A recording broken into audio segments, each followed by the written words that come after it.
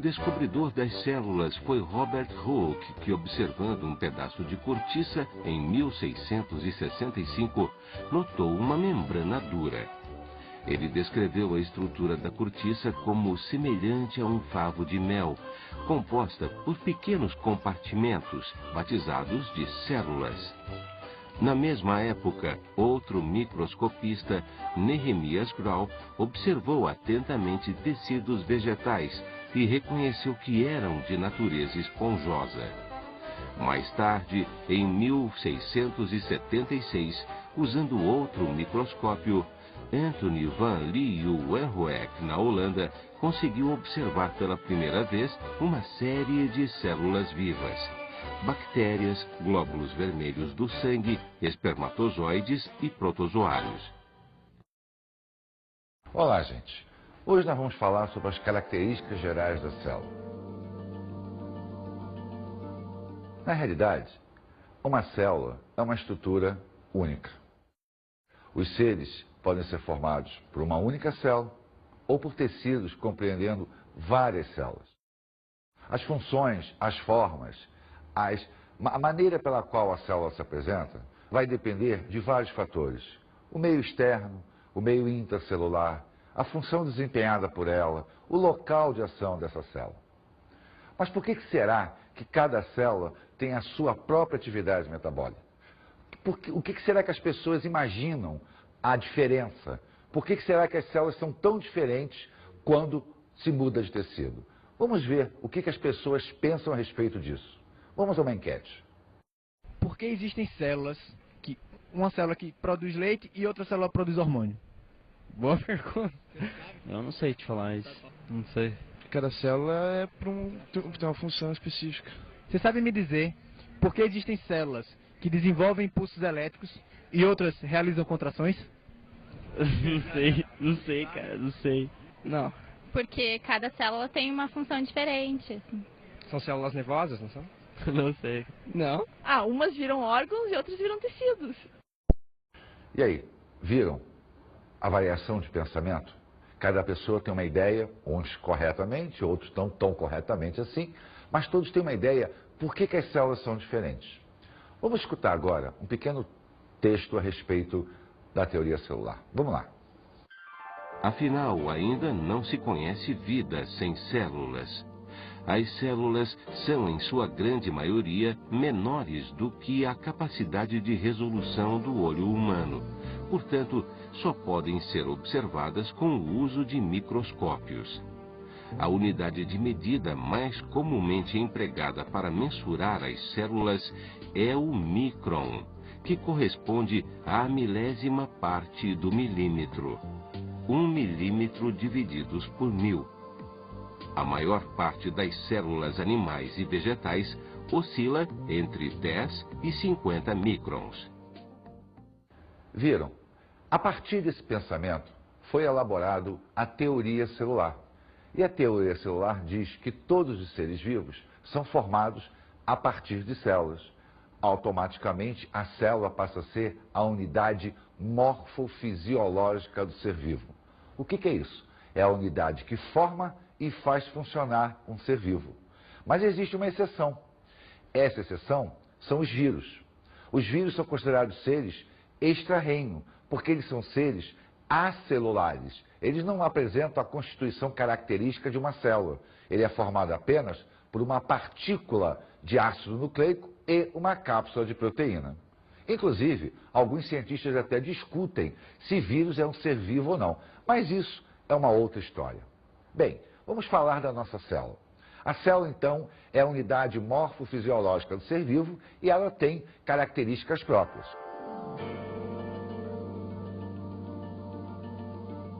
Vamos começar falando da sua anatomia geral. Ela é formada pela membrana plasmática e citoplasma.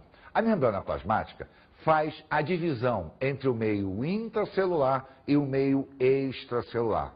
A grande finalidade da membrana plasmática é manter a integridade da célula, fazendo com que a sua constituição interna se mantenha estável, independente do que ocorre no meio externo. Mas ela não é um muro, ela não é uma parede. Ela permite que ocorram trocas entre o meio interno e o meio externo e o meio interno. E essas trocas vão acabar levando tudo que entra e saindo com tudo que sai, da onde? Do citoplasma. O citoplasma, então, é o corpo da célula. É ali que ocorre a grande atividade química da célula. É ali que serão produzidas as substâncias essenciais, serão produzidos resíduos também, que a membrana irá se encarregar de jogar para o meio externo. Então, o citoplasma é a essência da célula. Bem, mas alguém tinha que controlar todo esse movimento. Entra, então, os ácidos nucleicos. Os ácidos nucleicos, DNA, RNA, estão normalmente situados numa região chamada de núcleo da célula. Porém, nós encontramos os ácidos nucleicos também fora do núcleo, a nível citoplasmático, principalmente o ácido denominado de RNA, visto que ele executará as funções a nível celular que o DNA, que é a essência, a alma da célula, mandou que fosse executado.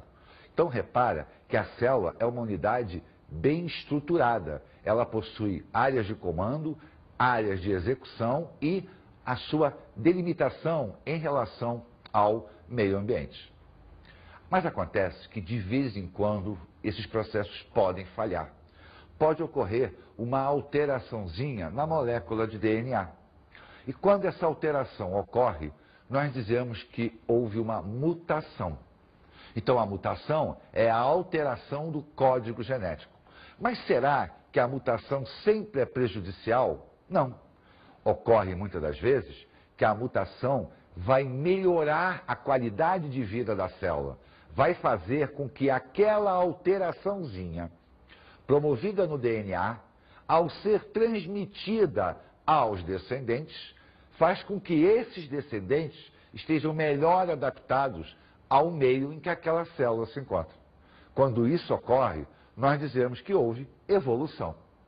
Caso contrário, a tendência é que essa estrutura seja eliminada do processo, para que a mutação não prejudique a futura geração daquela célula. Bem, se existe futura geração, é porque a célula tem a capacidade de se reproduzir. Na realidade, isso é uma característica da célula.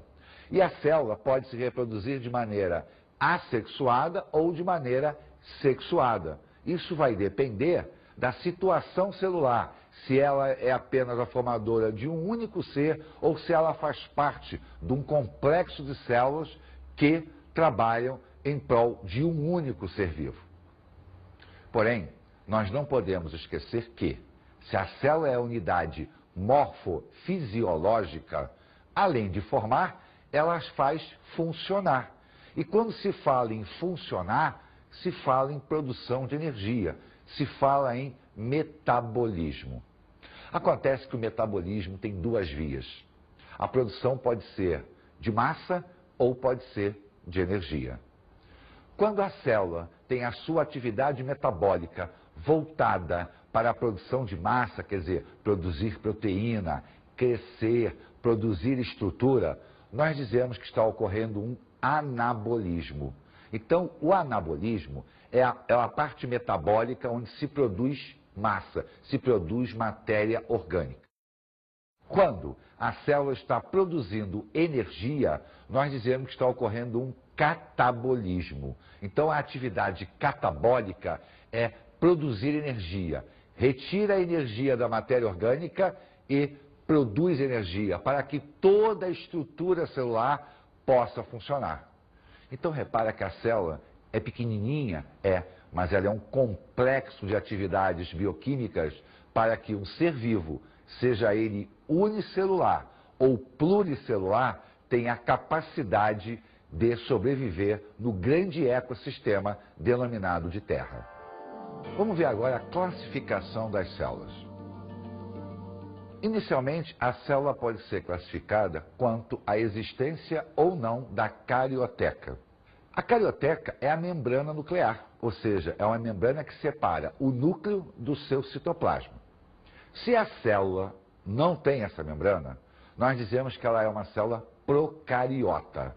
Ou seja, a célula procariota é aquela que não possui o seu núcleo individualizado. Quer dizer, ele não tem a membrana que o separa do citoplasma, mas ele existe.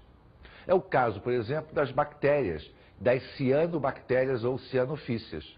Todas as células procariotas formam os seres procariontes. E os seres procariontes estão agrupados dentro de um grande reino chamado de monera. Se a célula possui carioteca, ela é chamada de eucariota. Então a célula eucariota é aquela que possui uma membrana separando o seu núcleo do citoplasma. Então nós temos aí um núcleo individualizado. É a maioria das células, presente basicamente em todos os reinos. Todos os animais e vegetais possuem esse tipo de separação nuclear. Então é uma célula bastante evoluída se comparada à célula procariota. A segunda classificação seria até a ausência ou não de núcleo. Quando uma célula não possui núcleo, nós dizemos que ela é anucleada. Cuidado, anucleada é não ter o núcleo. Procariota é não separar o núcleo do citoplasma. Muita gente confunde isso, mas são duas coisas distintas. Nós teremos como exemplo de uma célula anucleada as nossas hemácias. As nossas células sanguíneas não possuem núcleo. As células, por exemplo, que formam o bagaço do limão também não possuem núcleo. Então são células que, não tendo núcleo, apresentarão um probleminha na sua capacidade de reprodução. A grande maioria das células são mononucleadas, possui apenas um único núcleo. Esse núcleo, então, controla todas as funções daquela célula. Mas existem células que, dependendo da necessidade metabólica delas, elas vão possuir mais de um núcleo. São as chamadas multinucleadas ou polinucleadas. Nós temos alguns exemplos clássicos do nosso corpo. Alguns leucócitos, algumas células de defesa são multinucleadas ou polinucleadas. As células musculares estriadas, a que controlam os nossos movimentos, também são multinucleadas.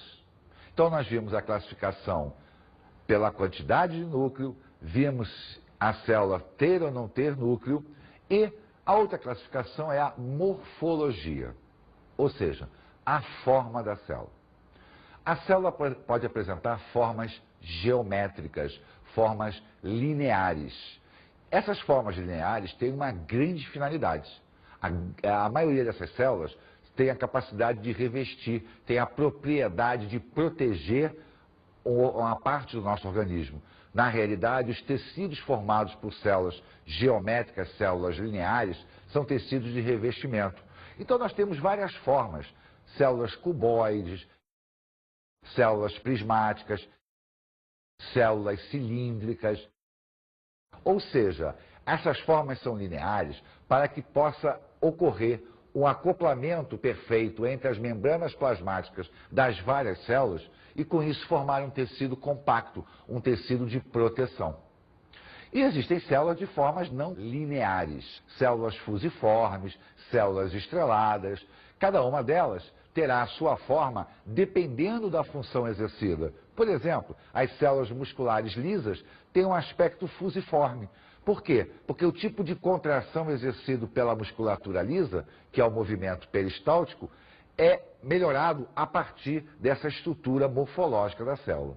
Então a morfologia celular depende e muito da função exercida por ela. As células também podem ser classificadas de acordo com seu tempo de vida. E isso se chama classificação de Bisozero. E essa classificação enquadra as células em três modelos. Uma célula pode ser lábil, uma célula pode ser estável, uma célula pode ser perene ou permanente. Uma célula é dita lábil quando o tempo de vida dela é curto e ela não tem a capacidade de se reproduzir. Um exemplo clássico são as hemácias. Como as hemácias não têm núcleo, elas perdem a capacidade de mitose. Ou seja, à medida que ela envelhece, ela será incapaz de se reproduzir. Consequentemente, ela nasce e morre, sem que possa gerar descendentes. Neste caso, nós dizemos que a célula é lábil. Uma célula é estável quando ela é capaz de se reproduzir. Ou seja, ela vai nascer, vai se desenvolver e, num momento determinado da sua vida, ela entra em processo divisional, ela se reproduz. Com isso, os tecidos são constantemente renováveis. Grande parte das nossas células fazem isso. Por exemplo, as células do tecido conjuntivo, que estão constantemente sendo trocadas, substituídas. Essa capacidade mitótica dela confere à célula a classificação de estável. Mas existem algumas que, após a sua diferenciação a nível embrionário, perdem a capacidade de se reproduzir. Não porque não têm um núcleo, mas sim porque o grau de especialização delas é tão alto que alguma coisa teria que ser deixada de lado, e foi justamente a capacidade divisional. São os neurônios, por exemplo, as células nervosas e as células musculares estriadas cardíacas. O grau de especialização, tanto de uma célula cardíaca quanto de um neurônio, é tão alto que ele perdeu a capacidade de multiplicação. Então, uma vez destruída, não há como ser reposta. Nós podemos classificar também a célula quanto ao volume. Só que quanto ao volume, existem duas leis que regem esse raciocínio quanto ao tamanho da célula. Vamos escutar um pequeno trecho a partir da lei de Spencer. Para uma melhor compreensão dessa relação, vamos observar a lei de Spencer, segundo a qual a superfície celular varia com o quadrado da dimensão linear e o volume com o cubo da mesma dimensão. Bem, a lei de Spencer diz o seguinte, olha só. Vamos imaginar uma célula aqui que tenha um raio linear igual a 1, a sua área, sua superfície igual a 1 e o volume dela igual a 4. Quando a célula cresce, todas as dimensões vão crescer também. Só que, se eu pegar este raio aqui e dobrar o tamanho dele, o que vai acontecer com a área? A área vai ser o raio linear ao quadrado, mas o volume vai ser ao cubo. Então, a proporção aumenta consideravelmente. O volume dela cresce muito mais do que a área. Isso faz com que haja um disparo no mecanismo mitótico da célula e ela então entra em divisão celular. Por dois motivos. Primeiro, para evitar que haja um rompimento da membrana plasmática, por causa do aumento do volume. E segundo, porque o núcleo deixaria de ter condições de controlar uma célula tão grande. Então, esse aumento substancial no volume da célula dispara o mecanismo de divisão celular. A segunda lei é a lei de Driesch. A lei de Driesch, ou lei do volume celular constante, diz que o volume celular é constante nas células de um mesmo tecido em indivíduos de mesma espécie e em mesma fase de desenvolvimento, não interessando o tamanho dos indivíduos. Bem, o que essa lei quis dizer? Ela quis dizer que o volume da célula é constante, dependendo, obviamente, de cada tecido e para o mesmo indivíduo. Isso significa dizer que quando esse volume aumenta, a célula automaticamente entra em divisão celular, para que esta relação seja mantida constante. Então, há uma grande diferença entre uma lei e outra. Uma vai fazer com que a célula entre em divisão quando a proporção entre a área e o volume aumenta consideravelmente. A outra diz que basta que o volume se altere para que a célula se divida e mantenha esse volume constante. Bem, uma outra classificação a nível celular é quanto ao seu tamanho. Uma célula pode ser microscópica ou macroscópica. As células microscópicas são aquelas que tecnicamente não são observáveis a olho nu, ou seja, onde a sua dimensão é menor do que 0,1 milímetros. E existem células muito pequenas realmente. As menores células que nós conhecemos são as chamadas PPLOs. Essas células estão, inclusive, até menores do que alguns vírus. São, por exemplo, provocam a pneumonia. Então, existem células bem microscópicas, que é o que acontece com a maioria dela, porém existem células macroscópicas, aquelas células que nós olhamos e já conseguimos identificar. Um exemplo é a gema do ovo da galinha. Na realidade, a gema é uma única célula, é o gameta feminino. Então, aquela célula é uma célula macroscópica, ela é facilmente observável a olho nu. Já a célula microscópica depende de equipamento óptico, que é o chamado microscópio.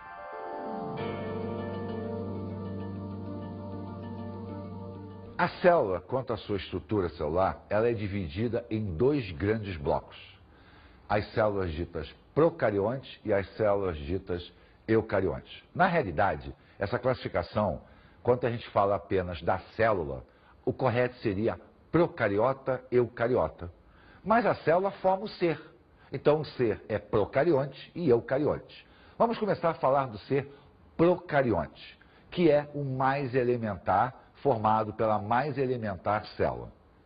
O ser procarionte, a sua célula, não apresenta núcleo individualizado. Então ele não tem membrana nuclear. Se ele não tem membrana nuclear, ele não possui nenhuma estrutura membranosa. Então todas as estruturas que uma célula normal tem, a célula procariota e automaticamente o ser procarionte não possui. Ele não possui retículo endoplasmático, ele não possui mitocôndria, ele não possui complexo de Golgi, ele não possui vacúolo, ou seja, nenhuma estrutura que tenha na sua formação membranas. Porém, possui muito ribossomo. Por quê? Porque o ribossomo é responsável pela síntese de proteína. E seja uma célula simples ou uma célula complexa, a produção de proteína ela é essencial para a sobrevivência e perpetuação daquela célula. Uma outra característica do ser procarionte é não ter o núcleo individualizado, que, aliás, é o que faz com que ele tenha essa nomenclatura, procarionte. Então, o núcleo não é individualizado justamente porque não tem a membrana, mas ele existe.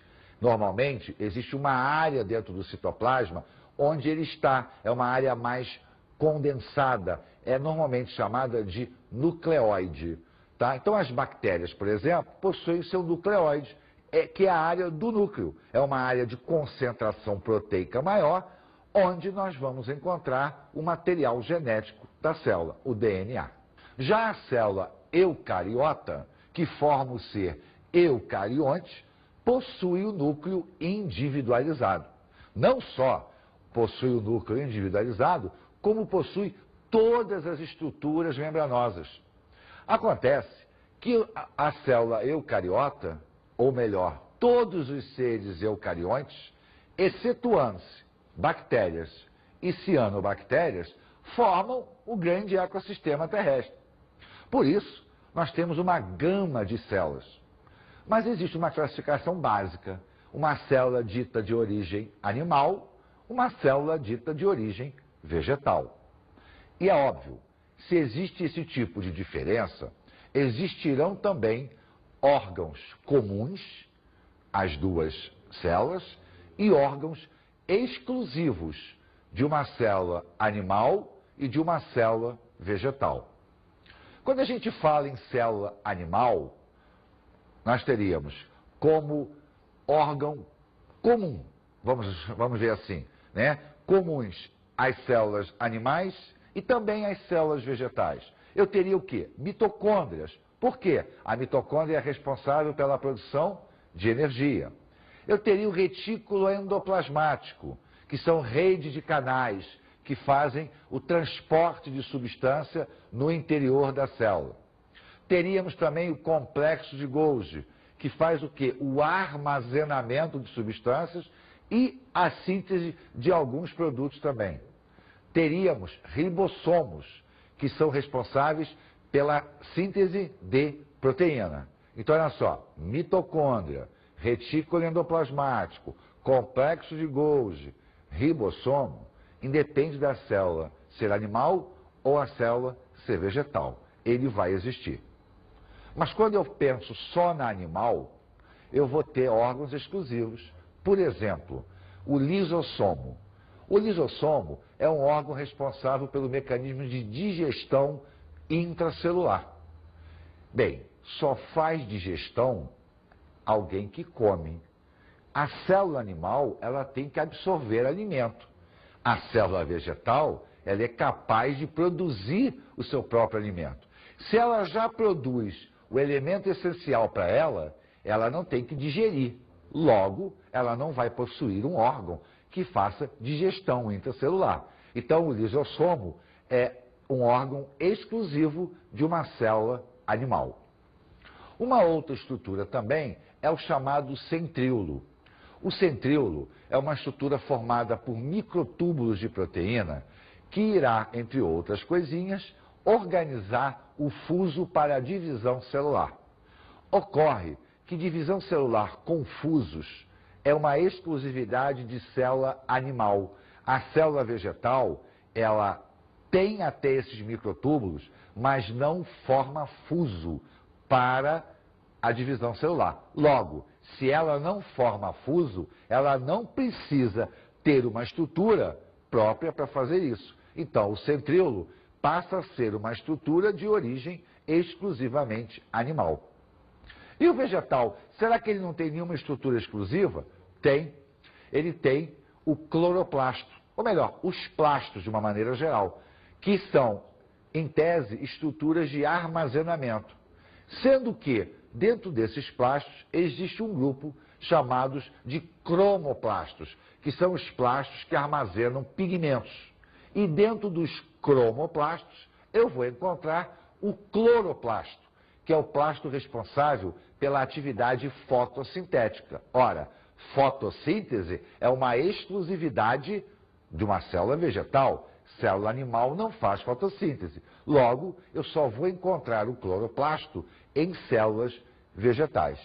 Então, reparem que nós temos órgãos comuns às duas células e órgãos exclusivos de célula animal e de célula vegetal. Vamos dar uma olhadinha agora num quadro que resume todas essas estruturas, mostrando quem existe em comum para as duas células e quem são exclusivos de animal ou exclusivo de vegetal. Vamos olhar esse quadro. Nós temos aqui um quadro que resume tudo que nós falamos, as estruturas, a célula animal e a célula vegetal. Então, a membrana plasmática nós encontramos na célula animal, na célula vegetal. A membrana celulósica é um revestimento externo à célula, é um revestimento de reforço, formado por celulose. Logo, não existe em célula animal, só existe em célula vegetal.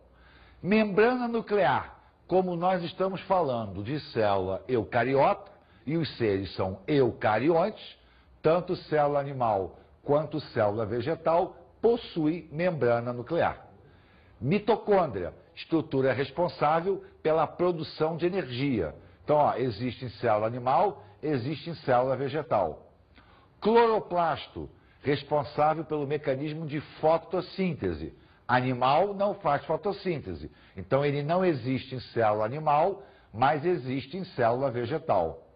O retículo endoplasmático, seja ele granular ou agranular, existe tanto em animal quanto em vegetal. Ribossomo, que é a estrutura responsável pela síntese de proteína, existe em animal, existe em vegetal. Lisossomo, o órgão responsável pelo processo de digestão intracelular. Digestão é uma exclusividade animal, então ele existe em célula animal, mas não existe em célula vegetal. Centríolo, aquele órgãozinho que controla a divisão celular na formação dos fusos cromáticos. Não existe na animal, mas não existe na vegetal. O vacúolo. O vacúolo é um compartimento, né? Ele é um grande espaço, uma bolsa existente dentro do citoplasma. Célula animal e célula vegetal possuem vacúolo. A diferença está no tamanho. Na célula animal, ele normalmente é pequeno. Na célula vegetal, ele é bem grande. Agora, repare o seguinte, em célula animal, ele normalmente é pequeno, porque em determinadas situações especiais ele pode ser grande, como é o caso do adipócito, a célula que armazena gordura. Essa célula possui um grande vacúolo de armazenamento lipídico. É uma exceção? É, porque a maioria delas, os vacúolos são pequenos, mas esporadicamente pode acontecer de em célula animal você ter um vacúolo grande. A cromatina é um material genético, e material genético existe em qualquer célula, inclusive nas procariotas. Então está presente em célula animal e está presente em célula vegetal. Então você observa que a grande maioria dos órgãos citoplasmáticos, dos órgãos celulares, são comuns às duas células. Raros são os órgãos exclusivos, tá? Eles existem, mas se comparados à gama de estruturas celulares, eles representam um contingente infinitamente pequeno. Vamos agora às nossas dicas de estudo.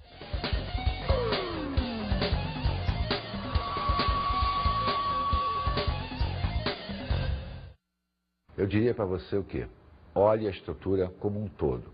Pegue a célula e olhe ponto a ponto todas as suas características.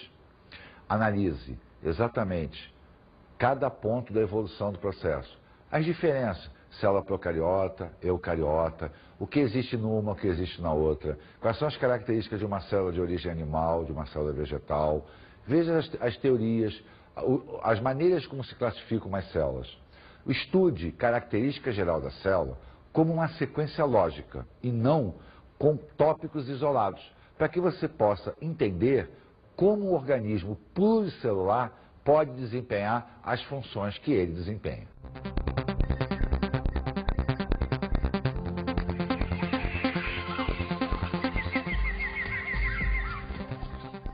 Na aula de hoje, aprendemos as características gerais da célula.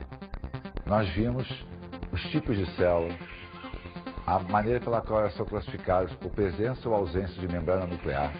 Vimos as características quanto ao seu volume, a sua forma de vida, a seu mecanismo metabólico, de reprodução.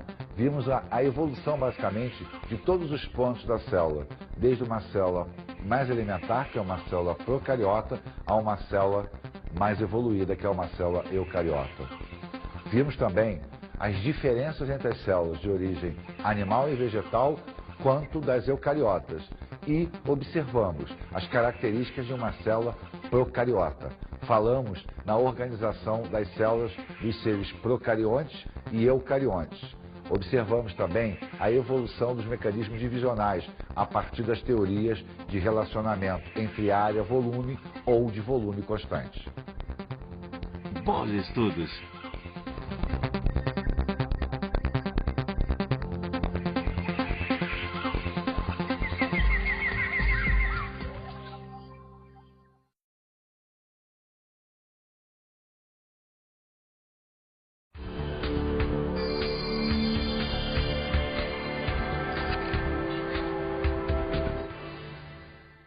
Eu diria para você que é uma características gerais da célula, normalmente encarado pelo aluno como uma matéria muito chata. Por quê? São conceitos, são colocações. Então, tentamos sempre tornar a aula mais dinâmica, trazendo exemplos, né, de células microscópicas, macroscópicas. Se a escola tiver um laboratório, fica legal mostrar. Fazer esquemas a nível do processo de divisão celular por relação área-volume. Mostrar sempre tentando levar para a parte prática as diferenças e todo o mecanismo de caracterização de uma célula. Eu acho que dessa maneira torna a aula mais interessante e menos, digamos assim, sacal. Por quê? Porque é uma aula de conceitos. E normalmente o aluno, em aulas de conceitos, ele não presta a atenção que deveria. Nós sabemos disso. Então, trazer esta aula para o lado prático, com certeza, tornará a aula muito mais interessante.